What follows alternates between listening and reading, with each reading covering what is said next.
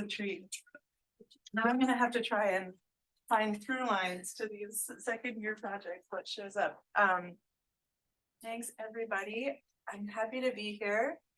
For those of you who are listening on Zoom in the studio, there are fun prizes involved in this talk if you want to come over and participate in person. Just letting you know that that is an opportunity available to you. But hi, I'm Caroline. I'm a principal at David Baker Architects these days and human, and I do other stuff. And let's check. Oh, I'm going backwards. There we go. This is DBA. This is us 4 years ago when we were at 42 people. We're now about 60 people. We have 4 offices now, 2 in the Bay Area, which are basically the same office, just on either side of the Bay, in San Francisco and Oakland. I live in Oakland, Chinatown. It's been really fun and interesting place to live. And our other offices are in Birmingham, Alabama, where we have about 10 folks. And then we're just standing up a small studio in Los Angeles. So stay tuned for more on that. And whoops. Yeah, it's in the name, David Baker Architects. We do architecture. Also, don't know. Oh, it's a touch screen. Ah, technology. Okay. This is David Baker's house. This is an accessory dwelling unit. It's net zero. It's actually energy positive most days. And there's sort of like 2 apartments in the front in an existing building that's been adaptively reused, and this one in the back. And he and his wife kind of meander between them with the seasons, or however they feel, or like how much she can put up with David Baker, you know, whatever. So that's how they live their lives. And architecture is important to us. We are known for our multifamily housing work. And so the bulk of what I brought to you to talk about today is housing. We do other stuff as well. But in the housing realm, a lot of it is modular, and a lot of our mods come from Idaho, which I always warms my heart a little bit. This is an affordable housing project for folks who are coming off the streets, and it's all micro units, and it was built at, I think, Autoball. I'm not totally sure, I should have checked. And then we also do some very local custom hospitality work. Used to be just with one client, but we're starting to expand that realm out a little bit. We've grown with our existing clients. We are a business that does a lot of work with the same people over and over, which is wonderful. I can talk more about it later if you want. But as they've taken on bigger and bigger projects, we've had to learn or like grow with them. Also, this is something that's born a little bit out of rage and frustration, where we got really tired of trying to fit buildings onto lots or master plans that had been designed in a really harebrained way. And we're like, no, we're gonna design things that you can put buildings and parking on, and it'll be straightforward and it's gonna be fun. So that's what we do. We bring an architecture perspective to it. We have an interiors practice that does a little work independently of our architecture firm, or our architecture practice, but mostly works integrated with our architecture team. And we have in-house fabrication that does a mix of woodwork and metalwork for like really important high-touch moments in our project. Finally, we have what we call DBA Lab, which is our everything else bucket of like pro bono, research, semi-pro bono. We just wanted to try something. We built concrete mock-ups in the backyard, you know, that sort of thing is all in DBA Lab. And this image is what we call a phase 0 project. So someday this will be an affordable housing apartment building, but right now it's a once-a-month night market that supports local entrepreneurs in the community. The 5th years asked me to talk a little bit about myself, which Phil has mostly covered, but I did want to bring a little bit more. So I grew up in American Falls, which is a town that actually had been moved from down by the river up the hill. And I grew up in a Sears Roebuck home. So it's wood from Michigan that had been put together, assembled by somebody. It came off a train car. A family put it together down by the river, was later moved uphill by mules. It's not this picture, but couldn't find a picture of my house, but it was moved by mules uphill. And that's what I grew up in. Yeah, I just figured out this is some work I did at Idaho that I could find easily. And so I was in the first year of Matt Rum's like Rome adventures and brought my watercolors and did watercoloring in Rome. It was the first time I'd ever hailed a cab. I did a lot of like urban firsts in the Rome studio. Fast forwarding a little bit, I graduated into the Great Recession twice, which is not fantastic. And my family had moved to Ohio while I was in school. And so I moved to Worcester, Ohio, a place where I knew nobody except for my parents and grandma. And we lived together in some crazy multi-generational household. And it was like kind of scary but also lovely because it was bonding with parents. But while I was there, I did some work with the local Habitat for Humanity, which was all these like retired guys who knew how to attach things together. And I was like, I'm an architecture student, teach me about framing. I shot somebody in the hand with a nail gun, somebody shot me in the leg with a nail gun. A good time was had by all. Eventually I did move to Chicago. And I worked on cool things like this. This was a charter school in the West Side. So Urban Works did a lot of work with minority or low-income communities. And I found that really to be rewarding because one of the side effects or interesting things that was happening in the discipline when I graduated was that there were all these unemployed and underemployed architects around, like, I have skills, nobody will hire me, what am I going to do with myself? And so people were giving of their design skills in various like pro bono or light intervention sort of ways. And that was what was in the air when I started in the profession. I moved to the Bay Area for love. I'm now married with 2 kids to that guy. And my first project that I took on with David Baker Architects was 588. About 3 months after I showed up and joined the firm, the project manager left and they were kind of understaffed. And so they're like, Caroline seems to be doing fine. She can just keep going. And I was like, but I don't know what I'm doing. Anyway, it mostly came out fine. And you'll see a lot of 588 in this deck. I also did things like organize an office pinup at DBA and a lot of networking with our clients. You know, one of the things that's really great about that you can do when you're an emerging professional is connect with your clients who are also emerging professionals. They grow up to be big, important clients for you. And so the sooner you can start building those relationships, the better. And I also worked on big projects like this. This is La Phoenix. It's about 157 apartments for low-income families in the Mission. And while I was working on this project, I got licensed, engaged, married, bought a house, had a kid. I bring this up for a few reasons. One is the timeline on our projects is really long.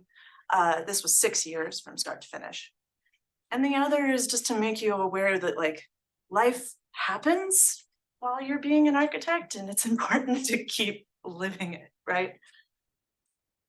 Right around the time I had my first child, I was also promoted to principal at DBA.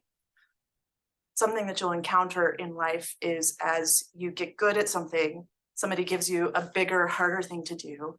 And like you've got a new job or a new role and you go from being good at what you used to be doing to being bad at what you're doing now. And that can be a rocky transition. And so just to like prepare you for all of that, like I mentor people through that. People have mentored me through those transitions. I'm sort of like 3 years into being a principal now and finally like getting my feet under me doing that. So, you know, just to be like real talk here with you all, that's part of the practice. That's part of what you're up to. Even if you don't become an architect, that's going to be your experience. Some of what my day looks like, it's marking up renderings and drawings, planning, what are we gonna charge for this? You want it in 2 phases? Oh my goodness, that's probably double. Do you really want to spend that much on your architecture services? Schedules. It's my schedule. There's a lot of meetings involved, but you can see on Saturday, one of those is a community meeting. And so, you know, maybe I'm out on a site connecting with people. And then listening to what they told me and thinking about what that means architecturally and translating it back into space. Here is apparently my second magical woodland project. This is another affordable housing project that is currently stalled, but I'm really excited about it. It's very beloved. And we don't tell our client this, but it's got this interesting relationship to the park. And in the renderings that we were doing, we kept looking at it and being like, this looks like the Chronicles of Narnia, and it's got a magical woodland theme. So it has like a secret theme to it, which is kind of fun. Shows up. Okay, so that's enough about me. We're moving on to what we're doing, but before we do that, we have a vocabulary quiz, which includes prizes. Are you ready for fun prizes? Yeah. Yay! Okay, great. Who can tell me, when I'm blabbering on about affordable housing, what is it that I need? There are two potential good answers to this. I will take either. You, madam, in the We front did row. research on this. Affordable housing is based on a personal income, usually less than 30% of the total income. Excellent. That is one of the two correct answers. So for those of you who maybe couldn't hear, less than 30% of your household income is considered to be affordable for you. When I'm using the word affordable housing, often what I'm meaning is housing that is subsidized in some way. So if the market cannot deliver a house for you that is affordable at 30% of your income, some housing is subsidized so that it can be offered to you at 30% of your income, even if you're like a single mom who's a teacher, or you are living off disability or something like that. So affordable housing, think housing with various kinds of subsidies. If you want to really nerd about the finance of that, I can do it, but we'll save that for questions. Okay, value engineering. Who's got value engineering? Oh no. Come on, guys. No teachers yet. Let's see if we have any shy value engineering experts. All right, design build people. If you don't know the answer to this, what's going on? Yeah, come on, guys. 2 words, and what do they mean? This is my least favorite term. It's a bit of a euphemism. Well, Okay, I don't, yeah. you already have one. So fun prizes for you if you get it right. What's value engineering? To design with cost in mind, making it as like low cost and low impact as possible. Okay, so it's a cost savings design step. This is also known as where all the cool stuff gets cut out of your project. But I also posit to you that it can be a really important editing and clarifying opportunity. And so we're going to talk about that a little bit. So when I say value engineering, I'll try not to abbreviate it to VE, but that's a thing that exists in the world. Alphabet soup, also a big deal in architecture. Anyway, so that's what value engineering is, and it's important. Next up, a building science question. Oh yeah. What is a podium?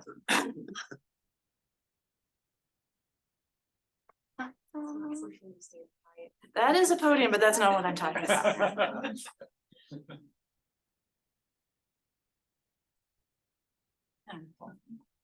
Man, Priestley would have like really thrown down for you guys. Come on.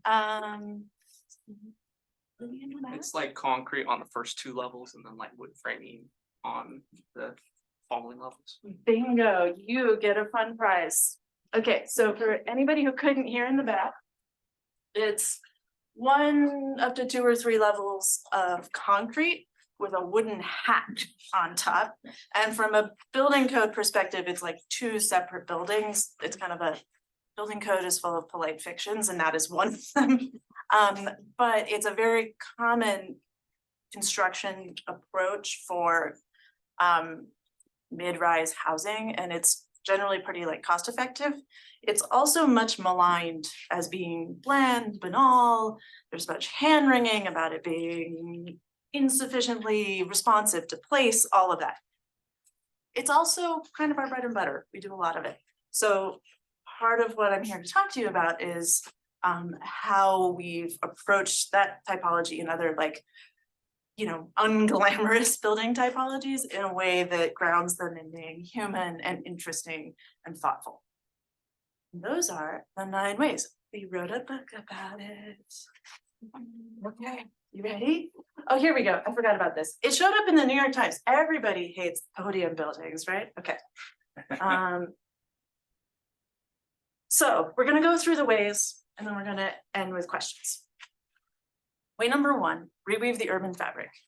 This is all about enhancing and repairing connections in the urban fabric. And I don't mean just cities. This could be towns, neighborhoods, things that are fairly far flung, but what is out there that should be connected and rewoven? A very common thing that occurs is we wind up with these random mega blocks, and to get around them is a 20-minute walk. So you start doing things like chopping them up and making a 5-minute walk. And then maybe some interesting openings occur. Cool design opportunities, right? Here at 855 Brannan, we have an 825-foot long block. It's enormous. It may still hold the record for the longest building we've ever designed.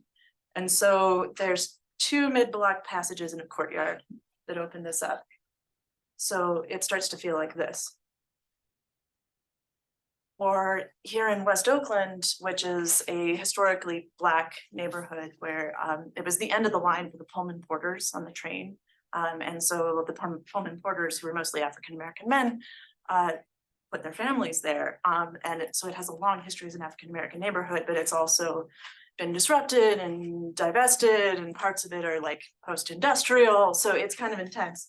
And in this project, we were redeveloping an existing affordable housing, kind of like grim previous housing project. And the kids, to get to school, the fastest way to school was to like hop a fence, run across a junkyard, not get attacked by the dogs, hop across another fence, and then go to school because the road network wasn't connected. So we wove it all back together. It used to look like this. We didn't design that. Look at that fence. That's an 8-foot fence with spikes on it. And instead of that, it looks like this, so that pedestrians and cars can really flow easily and naturally through the site. We have some speed tables to kind of slow people down, and these smaller pocket courtyards that create a sense of micro community. Make big moves.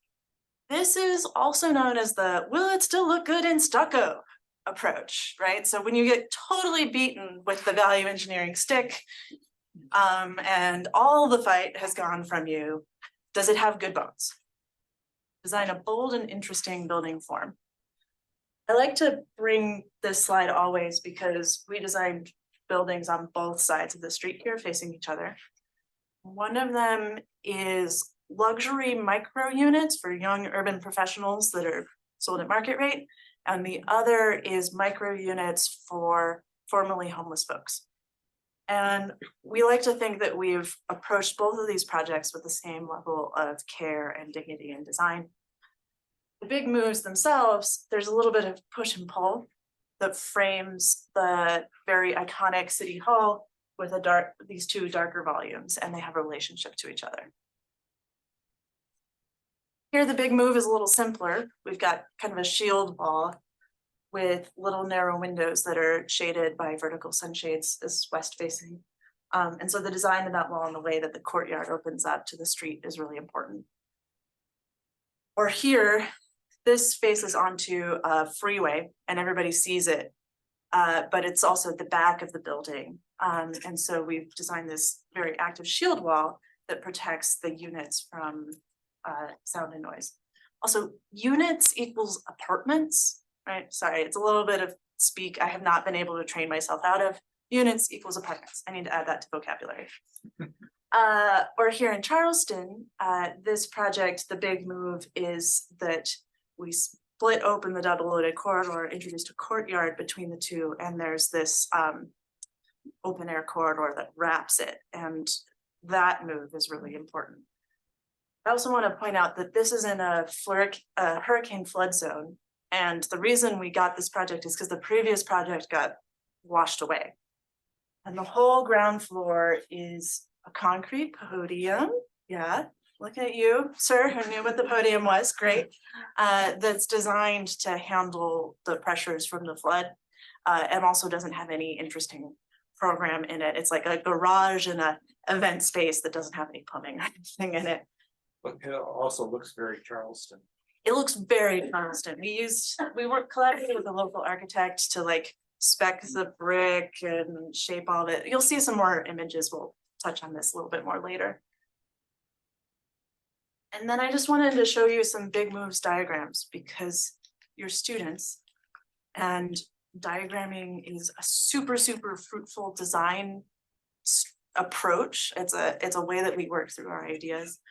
So you could see like, it's a curve, it's got some holes in it, it's a squiggle, it's got slots in it, some things are twisting, there's a blobby middle, like all of those simple, almost idiotically straightforward ideas.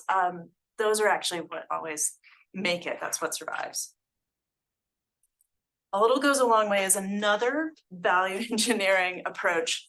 We call this sometimes the chili pepper strategy, where if you're gonna make a dish to serve to your friends and classmates, you don't make it all out of spices. You only need a little spice to flavor the whole dish. And the rest of it can be simple. It can be beans or rice or whatever is straightforward. So concentrate your special moments, your money, your effort on the places where it does the most good. 588 again, Caroline's first David Baker Architects project.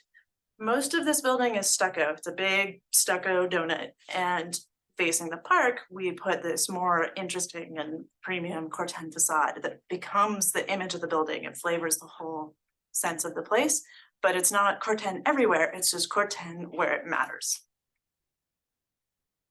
Or here, this building again, the corner is wrapped in this thin brick, seismic zone. We can't do full brick. And it's a thin brick actually that's in 6 different shades of black. So when you see it in person, they all have different sheens and textures, and it really vibrates and feels alive and has a lot of movement to it. Also, even the plain straightforward facades have sunshades where they're needed and useful, and that adds a little depth and texture to the facade. You know, plain white, simple, straightforward facades, when you have perforated sunshades with interesting patterns, you see like the movement of the shadow across them, and it becomes really enticing and glorious. It really enlivens the whole facade. Here we've got some soft, warm materials where you can touch it close to the front door, and then at automobile speed, because this front's a pretty big, like 6-lane strode with a mall that's across from it. There's this longer facade of brick that's a gradient that moves kind of at vehicle speed. Oh. Lost. And also this went twice. Okay, let's see. Am I going back? You're getting a preview of all the excellent stuff that is to be seen. Here. Aha. Very straightforward building materials here. Nothing fancy on this building. But the move here is at the storefront, we introduced these strips of orange film, and it really brings a whole like liveliness to the whole thing. It's not all orange, but just enough gives it some emphasis. Or in this very high-end hotel lobby, this is all structural slabs, structural concrete. There are 2 moments of premium materials. There's an art piece and a custom eucalyptus front desk that the wood exploded. $7,000 of eucalyptus wood.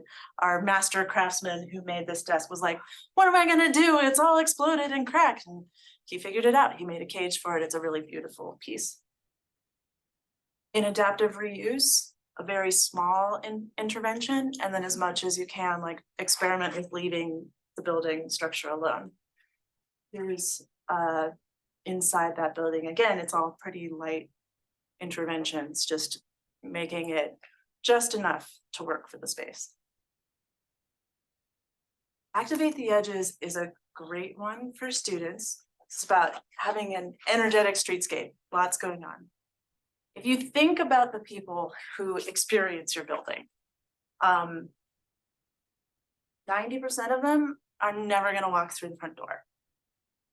90% of people who experience your building are gonna just walk on by. And what are they experiencing as they're strolling by? They're experiencing the first 20 feet. And so are you making that an enticing, intriguing, rich moment of human connection or surprise for them? That's the challenge. So if you're looking at your projects that you have on the boards right now, and you have a 100-foot long blank wall with no windows or doors, you have an important design opportunity to tackle that wall and maybe make some chances for a human connection in it. Common thing I see in jury reviews where it drives me nuts. So you've been warned, no long blank walls. Okay, so how does that work? This is 855 Brandon again, 825 foot long building. And it's in a fairly active, vibrant neighborhood. So we were able to put in a lot of retail, common spaces for the residences and all of that. Here it is. Really great tacos, really good barber. The height of the ground floor is really important for the success of that. 10 feet is too low. 10 foot, not a tall enough ground floor. Once you put in the HVAC and the ceiling in any sort of retail space or common shared space, that ceiling's best case 8 foot tall, which just is really not enough. Again, the myth is in the ceiling. There's no room for a mythical ceiling in a 10-foot ground floor. So 12 feet is about where it starts to work. It gives you a little room for some ceiling height and any sort of common or shared space that would be larger.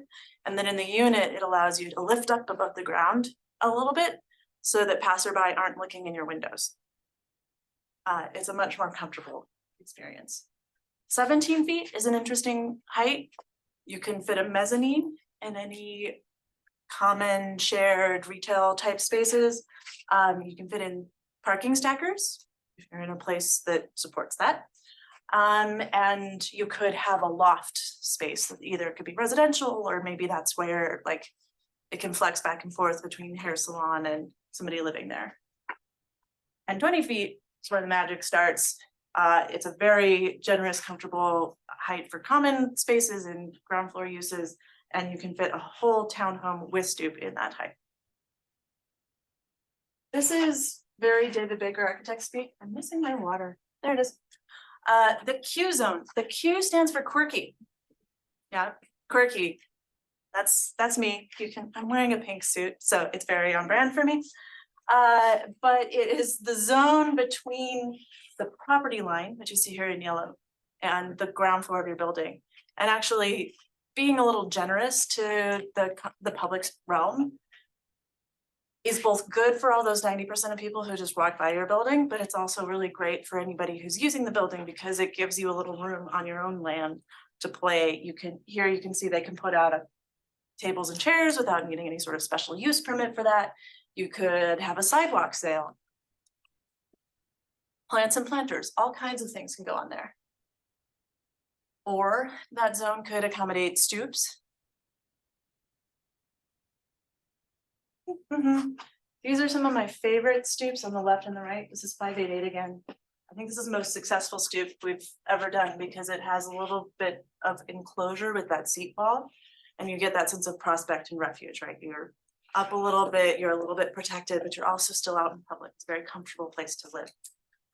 So this guy who lives here, he likes to imagine that he's on the beach and he sits out in his decorated stoop and like drinks inexpensive beer on a Friday afternoon and enjoys watching the sun go down. And I also want to point out, for those of you who went to the Perry Culper lecture, there's a pink flamingo. I was really excited.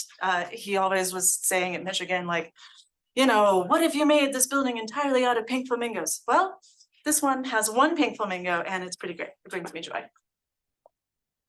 And then when you're designing your ground floor, you want to make it flexible for the future because you don't know what the city, the town you're in is going to be like 10, 20, 30, 60, 100 years from now. And so building up easy points where you can subdivide it is really helpful. Here you can say, oh, okay, we've got a bunch of walls that we can put, columns that we can put walls behind. There's a bunch of front doors. We could have a bunch of small spaces. We could have a mix of kind of smallish and really small. We could combine it. Or we could do what is currently happening there and have the California College of Arts take the whole thing for their studio and gallery space, and it's all interconnected. Be welcoming. Set a positive tone when you come in the front door. For those of you who are currently using Revit or planning to use Revit or just thinking, aware that it's coming on the horizon, the sad storefront door family that comes standard is not your front door. That is not a door that sparks delight. That doesn't, it's not inviting, it's not welcoming. So how do you make your front door and your whole entry sequence really feel vibrant and welcoming? So that you can have these young women who used to live in their parents' cars, now have a place that's theirs, and you can see they own it, like this is their spot.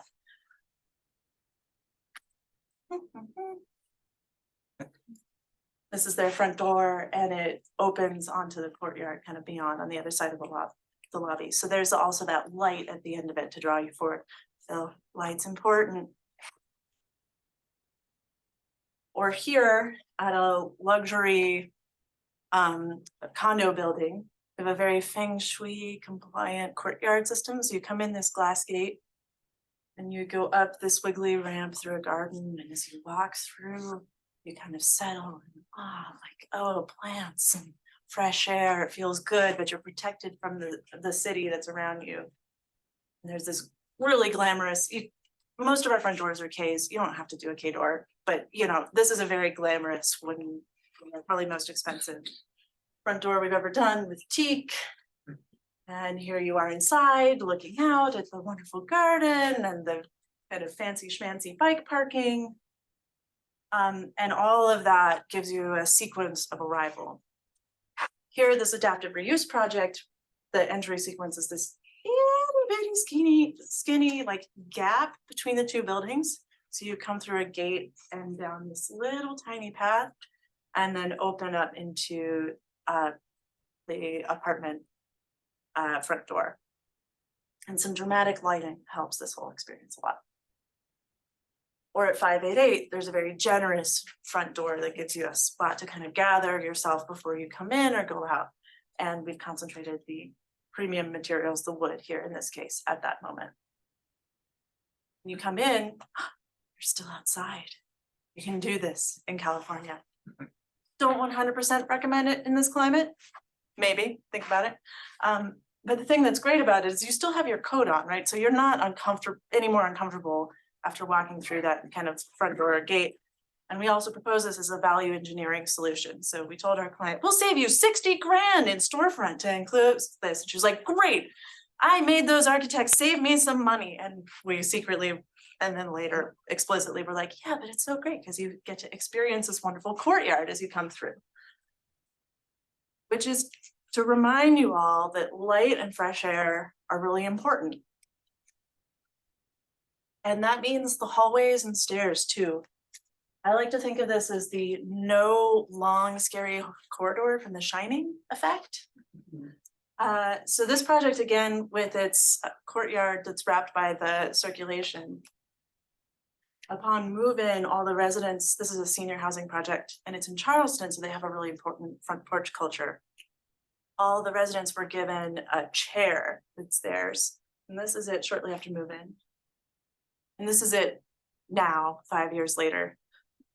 No architect would have spec'd that kind of bizarre vinyl chair with the red pillow or like the wicker. That probably wouldn't be what I would have picked there. But all together, like it's a place, they've really made it their own. And it has a sense of particularity about like, okay, that's my spot, but also shared community. In a much less hospitable place next to the freeway, a challenge here was that the freeway is loud and polluted and kind of scary and intense, but there's an amazing view of downtown from that edge of the site. So we put a corridor against the freeway with views of downtown. And then the apartments are on the left here in this image. And you can see a little bit of text there. That is in fact the name of the project, and the developer loves it because they could make that text super big and you can read it from the freeway, but they couldn't ever get a permit these days for a sign that big. So it's a little bit of cheating. Or here, this project's built into a cliff, or not a cliff, a hill, a steep hill. And the common spaces necessarily are on the ground floor in that basement.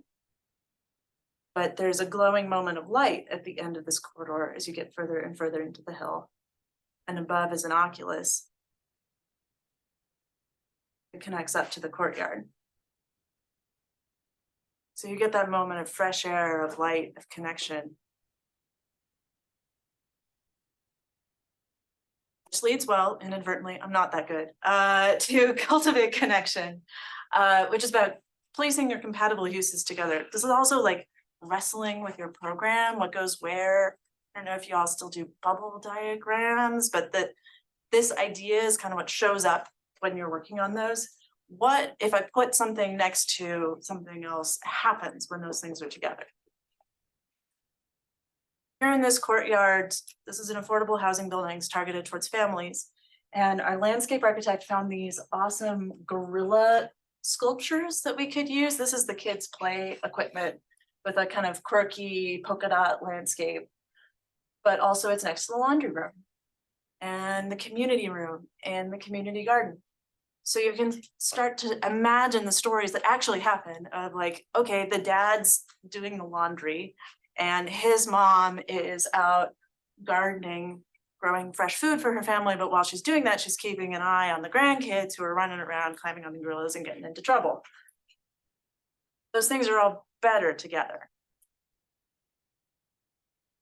At 588, we concentrated most of the common spaces in a little kind of, it looks like a little house in the middle, as you can see. But all of these spaces are really connected to the courtyard and to each other. So again, the laundry room, the play space, they're connected, they're better together. The same strategy could be like, if I'm designing an office space, like the printer and the coffee maker, like what are those next to? If I put them next to like the conference room, is that good? Is that bad? So same strategy can work beyond housing. There's a lounge that opens up onto the external circulation that overlooks the courtyard. All of this is really about cultivating connection between people. You know, maybe when you bump into your neighbor, she doesn't know your entire life story, but those little light touches that you have with people every day, that's part of what gives you a sense of your belonging in your community. Like, this is my place, this is where I am, these are my people, am I welcome here? It's really important to us as social creatures. Art for All is about using art to enrich your buildings. I think art making is really central to us as social beings. And so how do we bring that and how do we seize opportunities for that in our architecture? So maybe we license art from a nonprofit that works with artists with intellectual disabilities and we blow it up to wallpaper scale. It takes a straightforward common room from being just like banal with white drywall and some inexpensive carpet to a really like particular place with a vibe.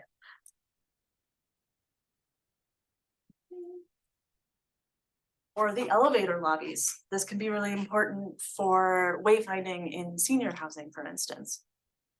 Having art that's a little bit different at each spot that you go. So you know, oh, that's my floor to get off and step out. We work with student artists. We work with very fancy local wine country artists. And then also we set up opportunities for local artists to work in our spaces in our buildings. This is La Phoenix, which I showed you. That was the project where I like had all the life events. And we designed this paseo that connects the front street to the alley to have a bunch of artist spaces off of it.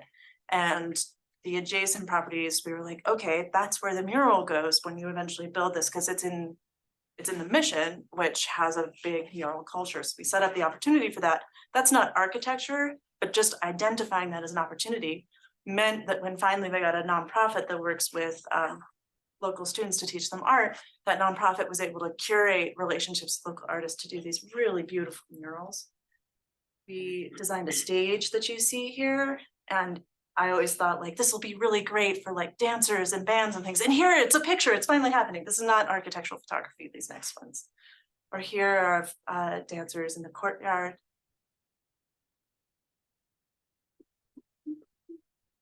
And all of this is really about making places where people can find themselves and feel like they're connected with their community.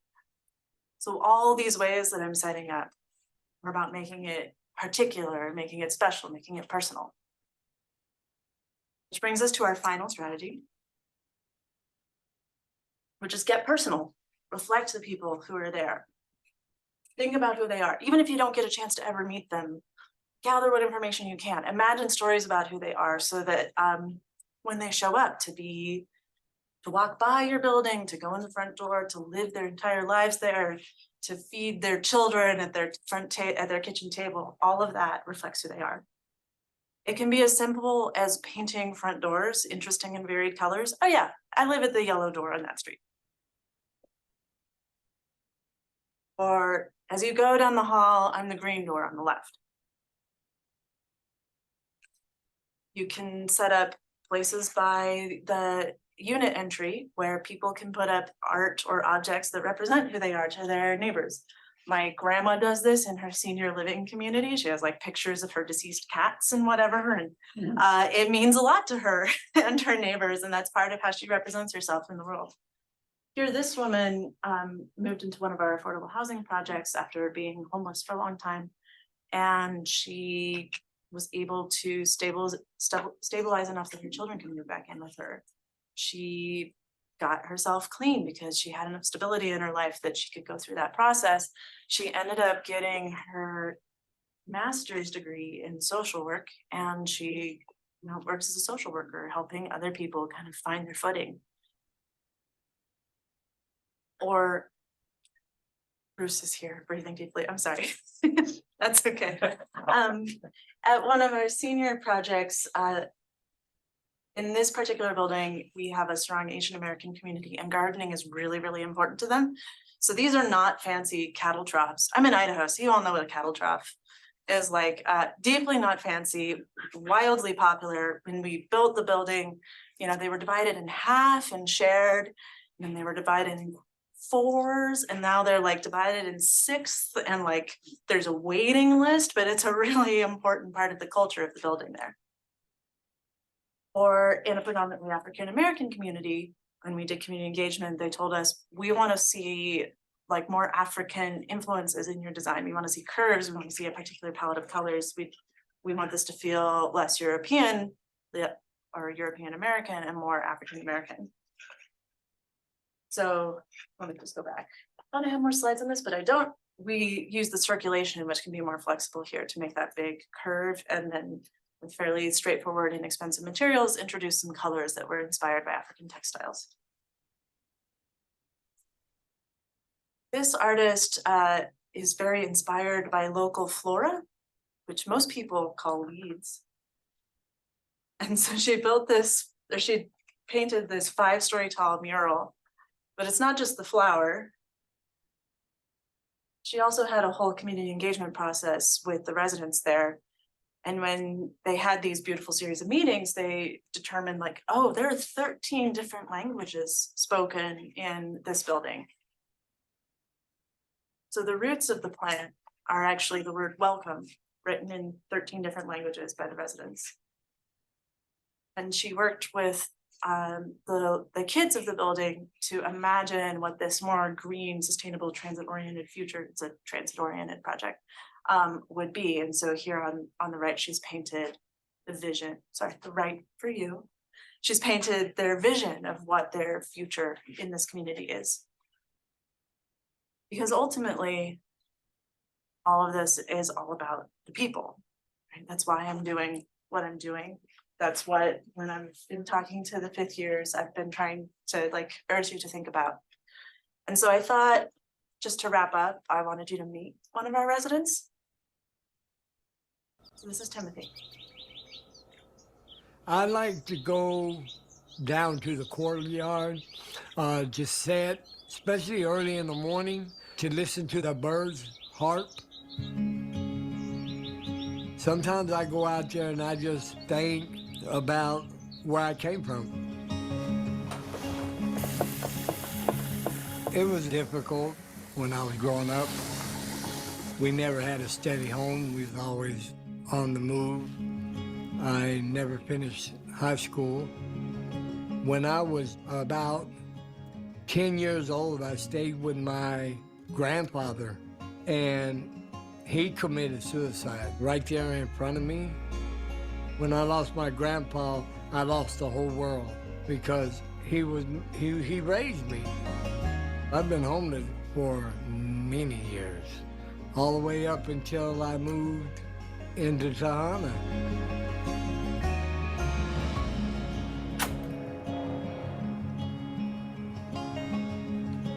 I'm almost 58 years old, and this is the first place I've ever lived in. That's mine. That's my home. That I could call my home. Come on, come on. Yeah, we told you, huh? Kelly, baby, hungry. Are you hungry, Kelly? For me to be able to take a shower by myself, be able to use the restroom, be able to cook my own food, and be able to come in and out of a place that I have control over, it's wonderful. I've gone through training now to be a caseworker. I know I have a lot to give, and I want to help other people. I'm not going to let nothing get in the way because San Francisco gave me a lot, and it's time for me.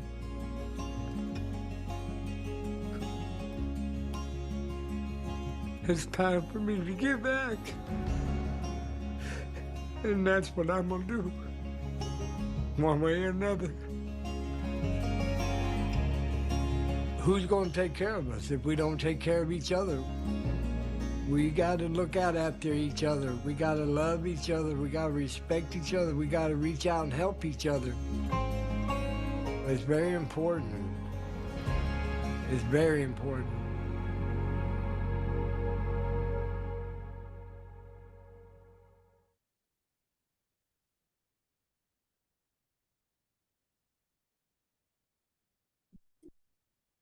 Huh. You have it 9 ways.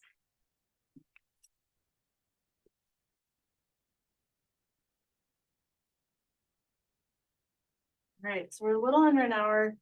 I don't know that I have anywhere else to be. Maybe we can bring up the lights, but I want to give you a chance to ask questions. And I specifically encourage the students to ask questions. I know the professors are really great at asking questions, but there are fun prizes for question askers. Yes. How is it like, what is it like working with the community to figure out which homeless people and which like homeless people from different areas get to be in your, like in your housing? I have zero control over it. It's a very complicated, lengthy lottery process. People can be on the waiting list for years sometimes. There are ways that they get fast tracked. But sometimes there's a little bit of prioritization for like, oh, the person who's been living in a car across the street, like we really want to make sure that they like wind up in this building and we get a chance to connect with them before the building is built. That's rare. So there's a lot of imagining of people's stories and people's lives, finding proxies for people who have gone through what our future residents will work through. Like there's a lot of empathy and mental gymnastics and imagination involved in making that happen. But you get a fun prize. These are pins, by the way, of each of the 9 ways. Sir, in the back. But what was the housing project? Like what was like big investment from the city? There's a few ways it happens. Cities are involved to various degrees, but the primary way that affordable housing gets built in the US is by nonprofits, usually through the affordable housing tax credits. which are federally administered. This gets complicated, but it's a major funding source where like the nonprofit gets a tax credit for developing the affordable housing, which then they go and sell to somebody else, which is usually a bank, and they use that money to help fund the project. There's also a bunch of like a basket of investors, but, or not investors, funders that all have strings.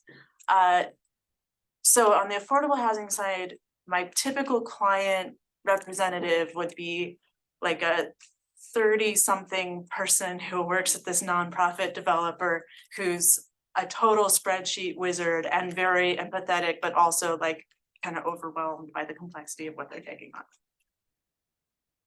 I owe you a prize. Hope you like me.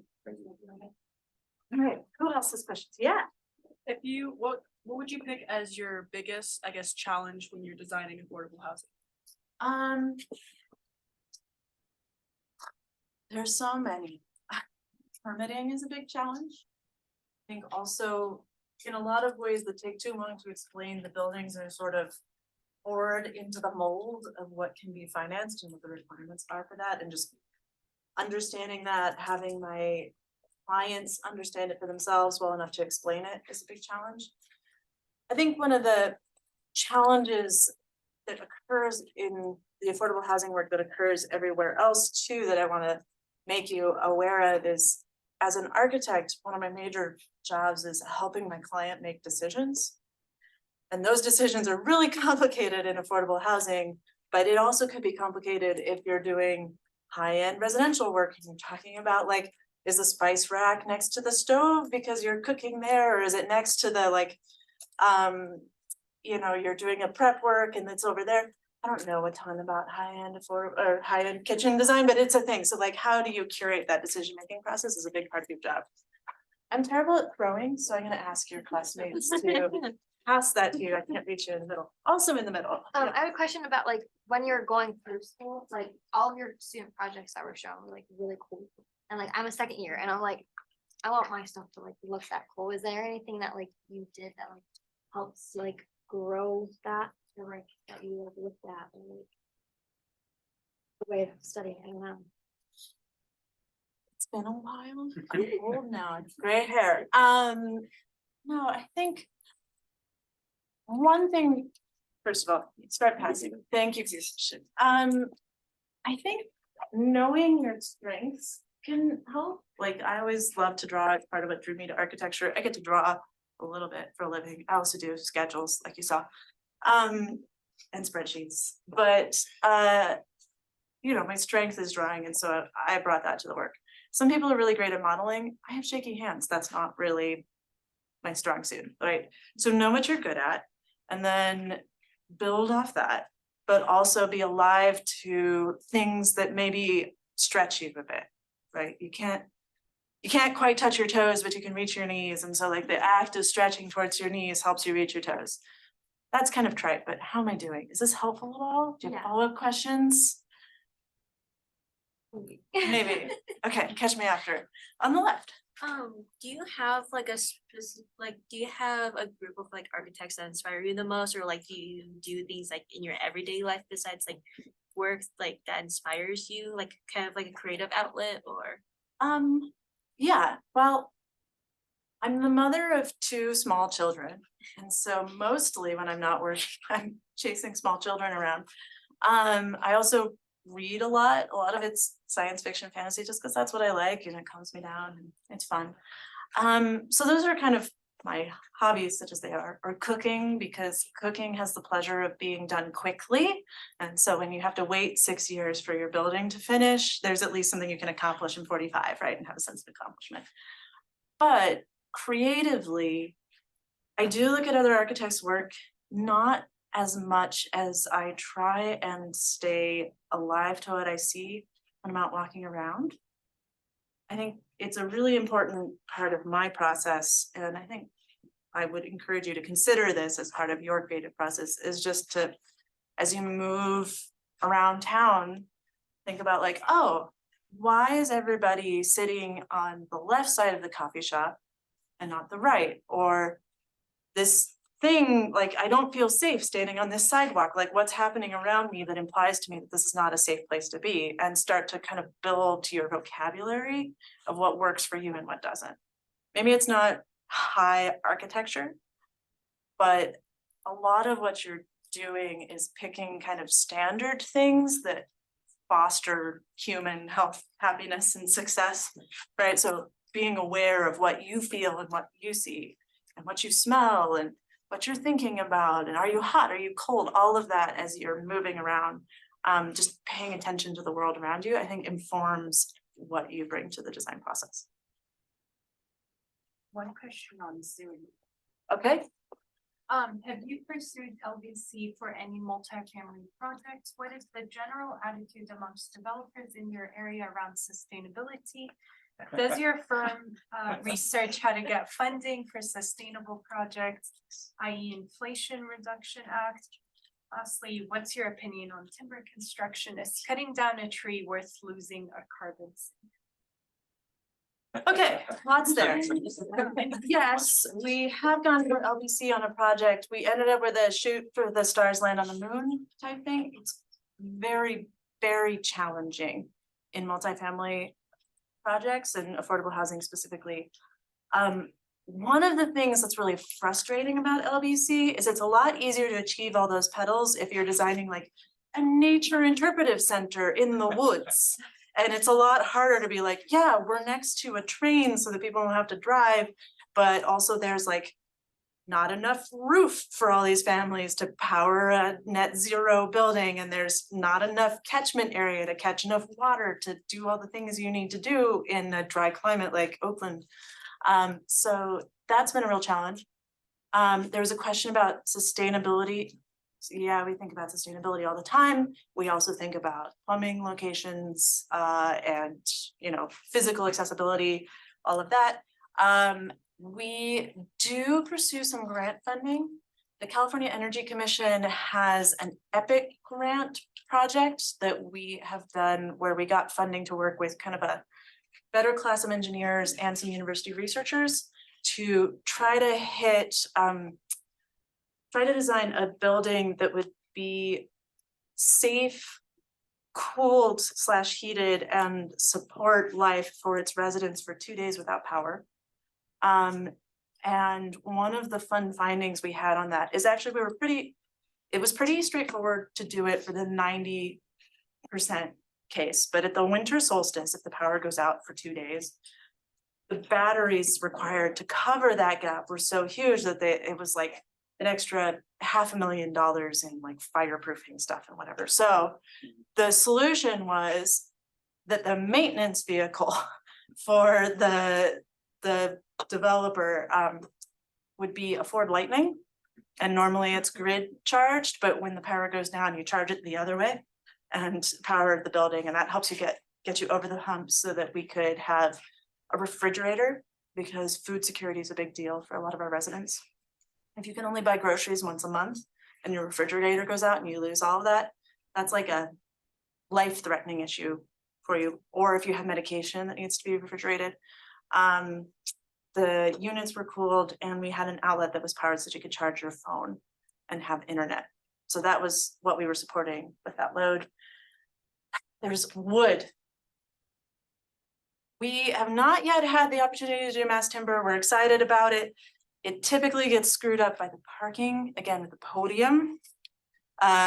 Once you build a podium, there's kind of no point with mass timber. The other thing that keeps tripping us up is nobody knows how to insure it yet, because there haven't been enough built. And so insurance costs often are a major barrier there.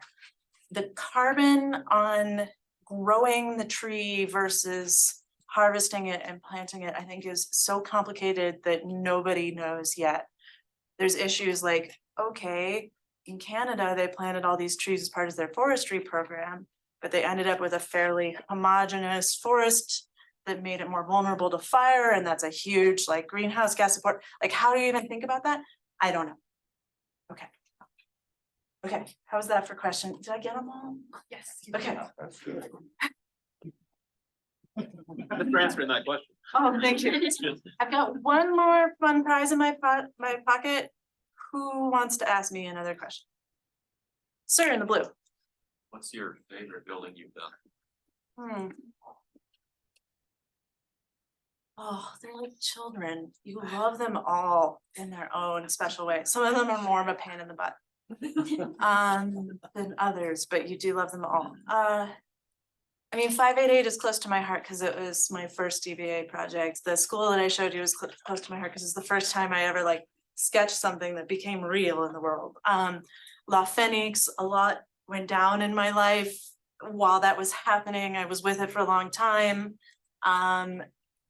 The magical woodland project that I showed you the rendering of is currently stalled and we're all crushed, but it'll come back, 10 years from now. And that'll be great. I am currently working on a project that is something that came in through a personal connection that I had with the developer that I had nurtured from when we were young, right? Like we'd known each other a long time. And it's 120-ish apartments per building, 3 buildings, 120 per building, and it's like a big beast of a project, but it's mine. And that's like exciting and terrifying. So here's a sampling of all the things that like draw me to my projects. You love them all in their own special way. Okay. No, not. I don't know how we're doing on time. When do we have to release them? I'm out of prizes, but I can keep answering questions. Yeah. What clients have you worked with on a normal basis, like the most? Through an accident of economics, most of my work that I've done has been on the affordable housing side of our practice. We aim over the long arc to be about 50-50 affordable market rate. The market rate developers keep us sharp. For me in particular,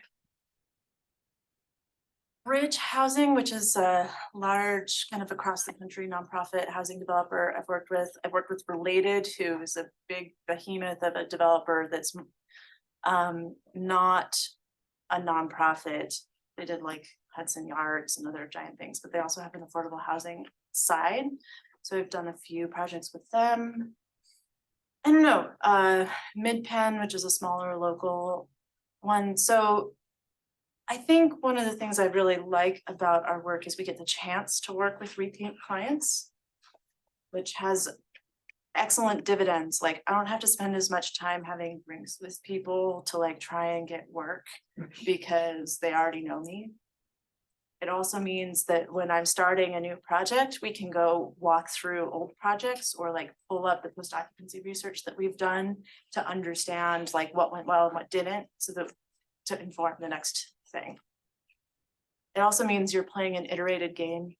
So there's good incentives to be a little like kind and generous with each other, knowing that the relationship like will be there for you when you need it moving forward. Yeah. So you kind of talked a little bit about designing for clients, people who are actually living in the building, and then the public as a whole. So I wanted to know how you like balance all 3 of those spheres and how you design for all, prioritize. All of them being humans, they have a lot in common. I think it's rare that they have needs in conflict, right? Also, the work that I'm doing, my clients aren't typically the users of my buildings. So their incentives are really about like, oh my God, can we get through to like the schedule and the funding hoops and all of that? Or like, am I gonna have investors and can I close this loan? Like that's what they're worried about. And then, for our residents and our building users and the public, it's a lot about like making a good public realm, making it friendly, leaving, like if I'm gonna design a courtyard, maybe I include a gap in the facade so that people walking by can see the courtyard, like having a little spirit of generosity and making the most of what you're already doing.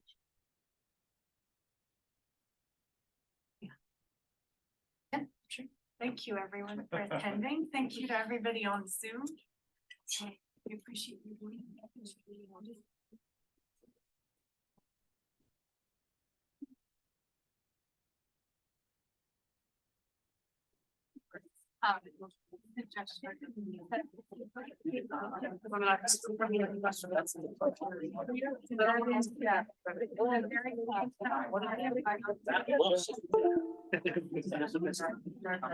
Yeah, I'm still a full student. There's.